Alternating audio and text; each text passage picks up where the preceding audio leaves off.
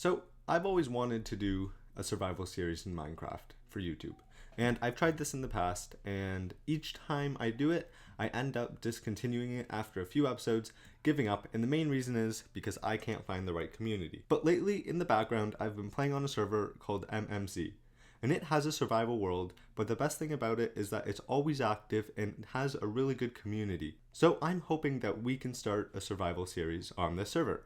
So I'm going to jump right in, show you where I'm at, and we can begin. And here we are on MMC. So if you join this server, this is the spawning platform. And here is the vanilla world that we will be joining.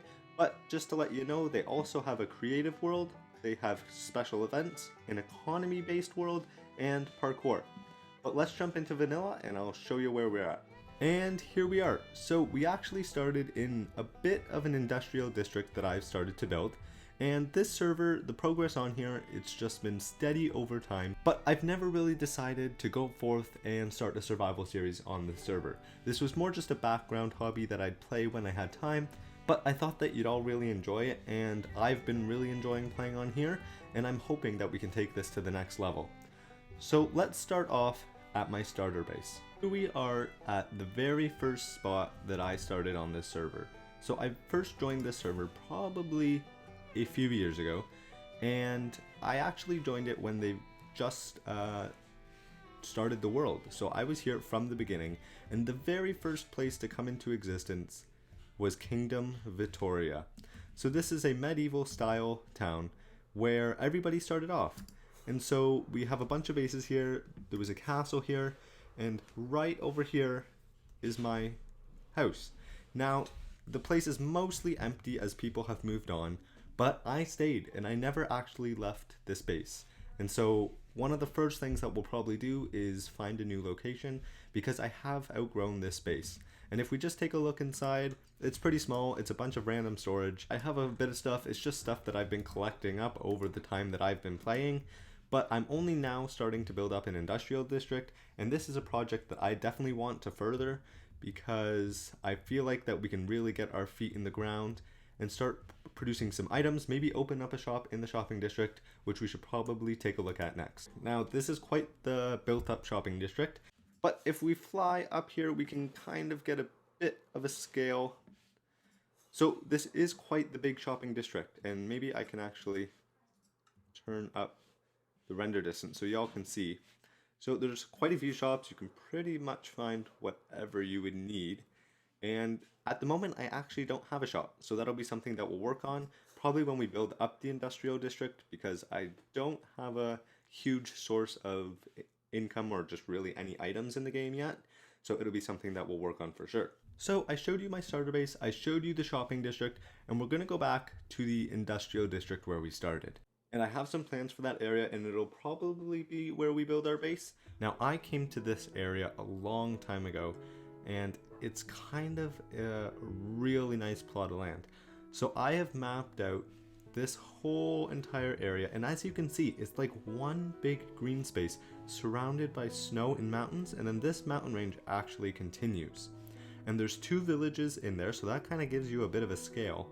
And then over in this corner, I haven't updated the map, but this is where the industrial district is, or what I have so far. So this was the area that I'm planning on making my base in, which we will touch on in a bit.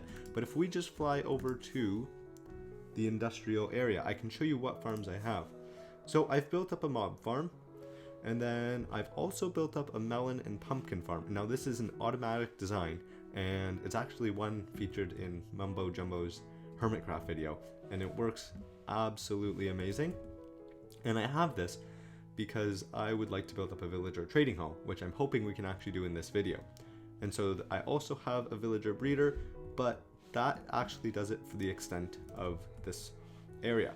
So now that you have a bit of an idea of where we are in terms of progress on the server, I think we should actually get started with building some projects. So the first thing that I have planned for today is I do want to build up a villager trading hall.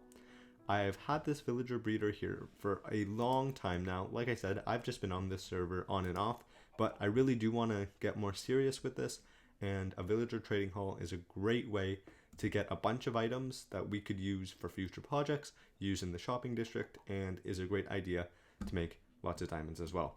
So without further ado, let's get to it. I'm going to first build up a design in my redstone testing world. As you can see, I've done with the melon and pumpkin farm. And the design I think we're going to go for is by LogicalGeekBoy. He has some really great farm tutorials, and so let's build it up and see how it works. We have the design built up.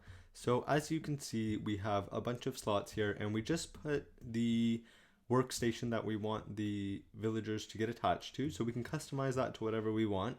And then we would take a villager in from the villager breeder, and as they come along, the minecart should get broken and they should go into the first slot, and he turned into a farmer, so that's great.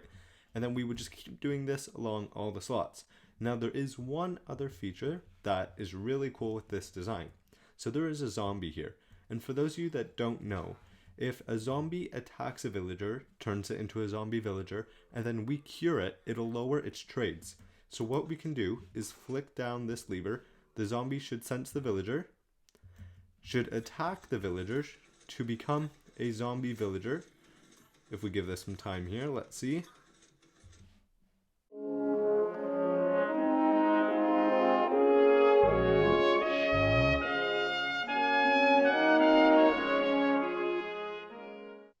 So apparently there is a chance that the villager will die, so make sure that you have some extras. So if we take a look at its trades right now, we have 20 wheat for 1 emerald and 1 emerald for 6 bread. So we'll just give this guy an apple, throw the potion, and there we go. So he is now transforming back into a regular villager.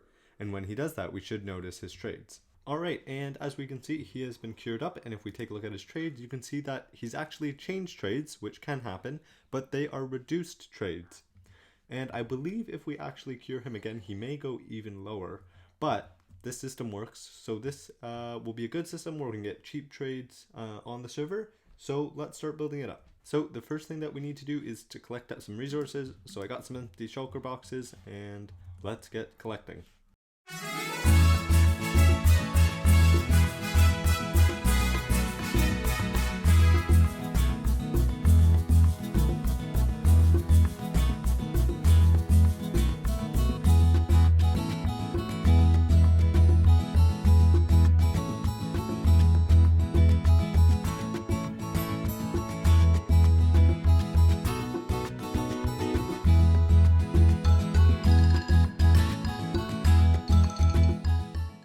So we've got all the items we need to build the villager trading hall.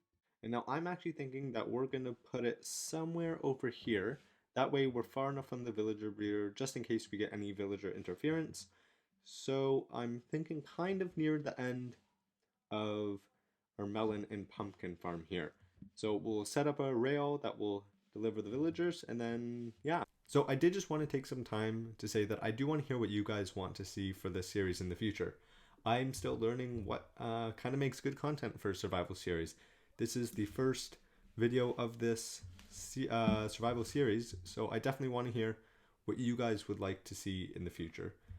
And with that, our line is in place, so let's start with the villager trading hall.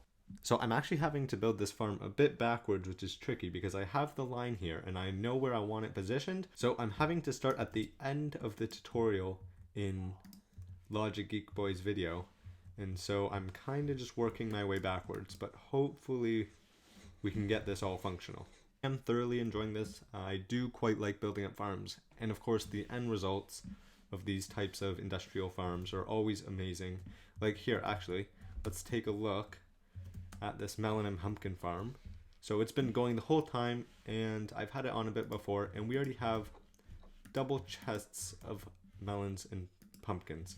So this farm is really efficient, and it's a great design. I really would check out Mumbo's video if you do want to build it, because it's super industrial and it doesn't use all that many resources because it just uses a flying machine, and you can expand this as long as you want. Now, if you want to build this trading hall in your own world, do it in the order of the tutorial, or else you're going to have to take it down and restart, like I'm definitely not doing right now. But nonetheless, I kept on building, and now we are actually all done. So if we just take a look at this, that is looking pretty sweet.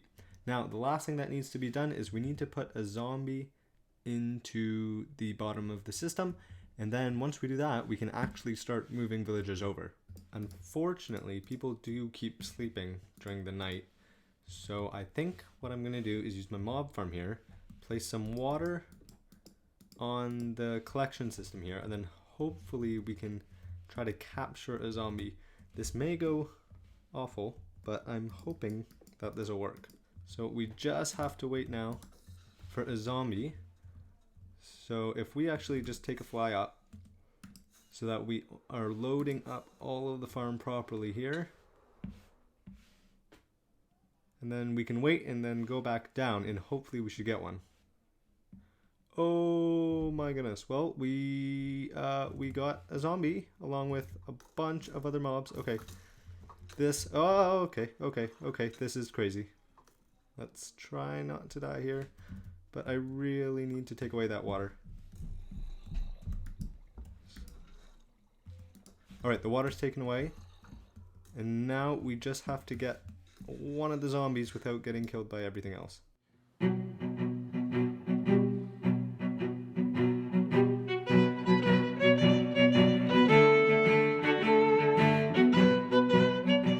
Oh, that's not right. Oh, darn. Okay. We're gonna have to try this again. I might need to give them a helmet. Alright, I think we should try this one more time. So I'm going to put water here, and then stand back and wait for a zombie to come out. Another batch of mobs just came through, and so I'm really hoping that we can get one here. Oh, okay, this is bad.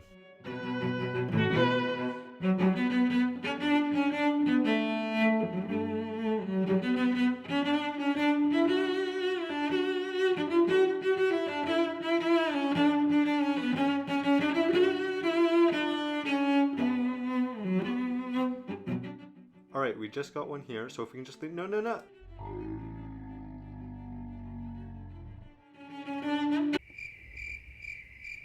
I can safely say that I never want to do that again, but we finally got one. Alright, so now that we have this guy in here, we can actually start bringing villagers over. Alright, we got one. Let's see if he makes it all the way across. It's looking like it. And now let's see if he will drop into our system. Come on. No! No. Problem seems to be fixed. We just had to place some blocks here, and we are getting villagers, and they're turning into their professions. So I'm just going to fill the rest of these up, and then we'll be all done with our trading hall. 5 farmers in, and I think I'm going to stop there, just because for the librarians, I'm going to want to go through some of their trades to make sure we get some good books. So we'll hold off on that, as that'll take a bit longer. And then also, we have our zombie system here, but I'm not going to use it yet because I don't have the golden apples or potions of weakness that we would need to convert them. So I think I'm just going to start some trading and see how much emeralds we can get, just from an inventory or so of melons and pumpkins. Oh, but of course we have to actually unlock those trades, which I seem to have forgotten about. Alright, so what I think I'm going to do is, off camera, I'll do some villager trading and put some more villagers in to get that all ready. And next episode, we'll build up the trading hall a bit more, make it a bit more usable. But before we end off today's video, there's one more thing that I just wanted to leave you with. And for that, we actually have to go off to the shopping district. And so as I've mentioned, I don't actually have a shop or a real way to get diamonds. What I do have is this island here. Now, what this is, it's an idea I've been working on for a while, and it's an adventure shop. So people would go off on an adventure, pay some diamonds, and get a prize at the end. Now, I'm going to show you what I've been working on, because I have laid down some plans for the start of an adventure. And here we come upon it. So this doesn't look like much. It's just a stone pillar here. But what this is the start of the adventure. So I wrote, "Fellow adventurer, I need you to trust me to continue climb up the ladder and take the plunge." So this would be the first step. And now I do want to make this look nicer, not just a stone pillar. But anyway, you would jump in the lava, and I have a bit of a cave here. And so I just started this, and there's not much work to it. And then they would fall down and end up in some huge pit here, and I actually have a beacon there because I was mining this out. And so when they come down here, I was thinking about making some underground adventure. And whatever this may be, I'm not really sure. But that's why I want your guys' input. What do you think would work good down here? What other adventures do you think would work for this shop? Because I want people to come back and have a great time, and then also to get a prize at the end to make it worth their money. So if you have any ideas, let me know down below. All right, and that's going to do it for this episode. So I do hope that you enjoyed this first episode of this new series. I hope you're looking forward to more. I know I sure am. But that's going to do it for today, and I'll see you in the next one.